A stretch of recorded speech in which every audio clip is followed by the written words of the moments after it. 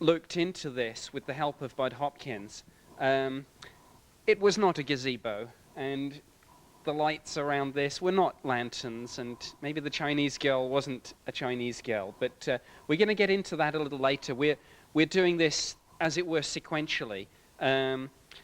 Just what Brigitte remembers at the time, and then what subsequently came out under hypnosis, and we're going to try and be very clear in sort of setting those boundaries.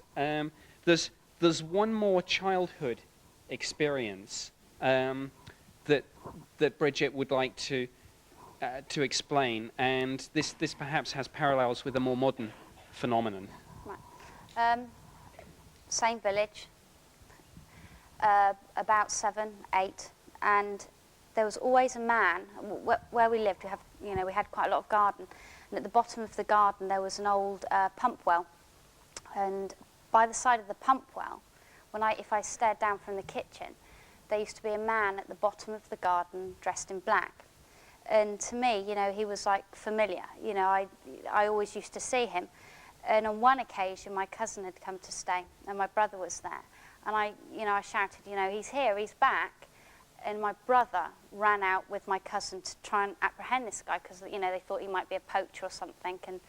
And he was very familiar to me at the time. I'd seen him on countless occasions, but we could never trap him, so to speak.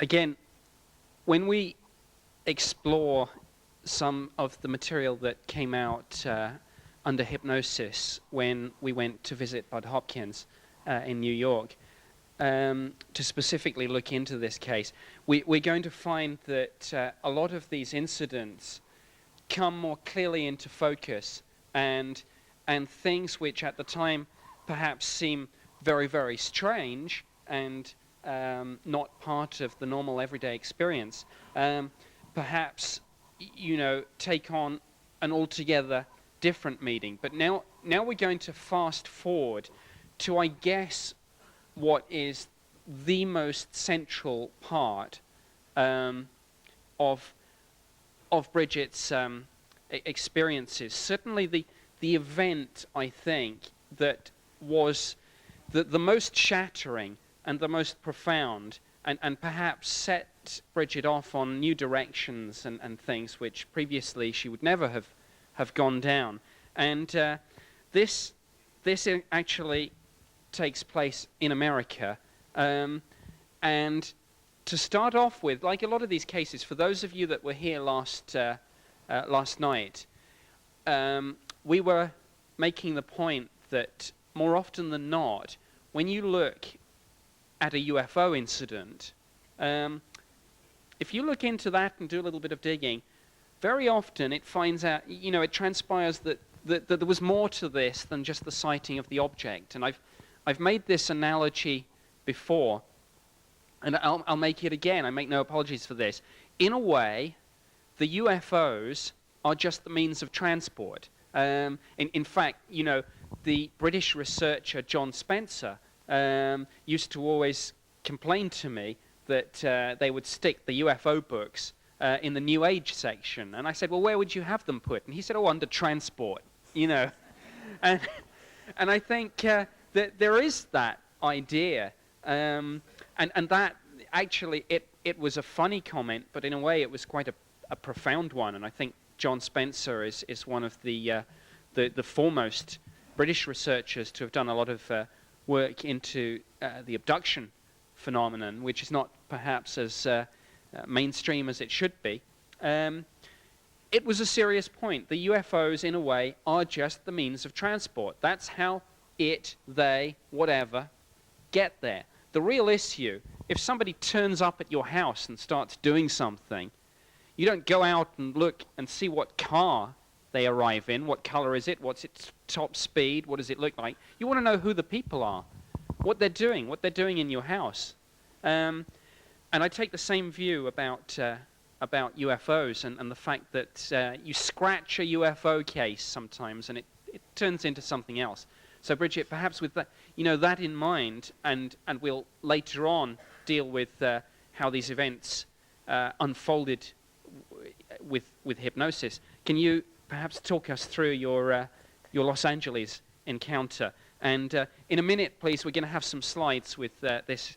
So perhaps actually we could dim the lights now and have the first slide, please.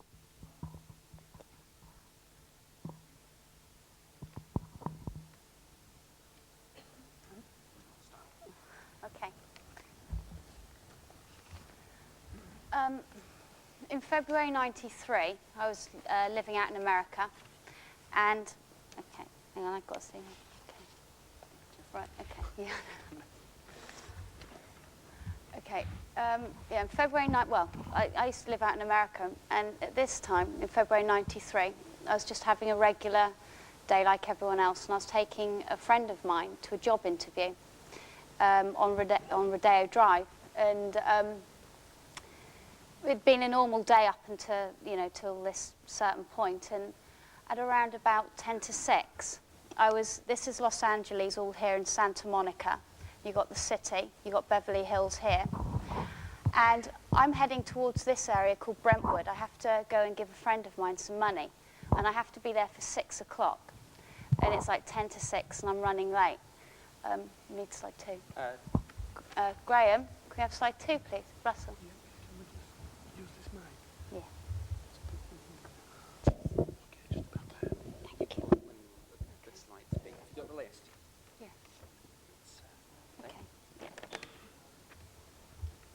Okay, so this is here going in from Los Angeles, and you're going up towards the valley, Van Nuys and Culver City way. Now, I've just taken her for a job interview, like I said, and it's quite late in the day. It's like 10 to 6 at night. It's broad daylight. Out in America, it's really warm. I've got my window wound down. I'm talking to her about how her day went, how she thinks she got on. So I'm driving off here, off an off-ramp right here. And there's a traffic light right there. And I'm at the traffic lights, and I'm waiting to go over across the bridge here to go to this location there. So about here, I'm still waiting for the traffic lights. And like I said, because I've got my window still wound down, you've got the freeway underneath you down towards me, and I'm going over a bridge.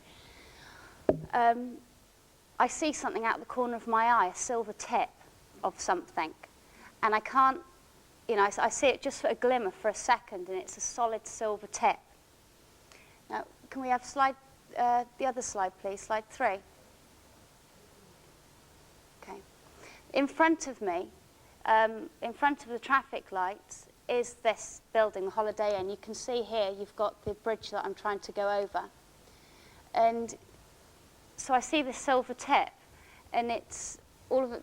I know that something very weird is going to happen because I'm feeling very hesitant. I'm holding onto my steering wheel really tightly, and at that point, I'm not sure if it's because I have to be at my friend's house at a certain time.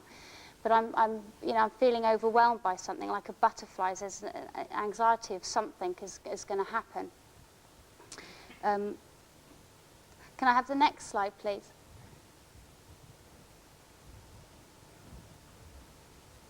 Okay. This is actually the location here.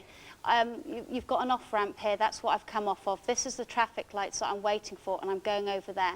Why I'm showing you this is because right here, when I'd seen the silver tip, I always remember of the car.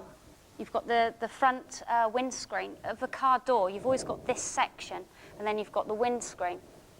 I always remember that part, and I didn't realise how significant that part was.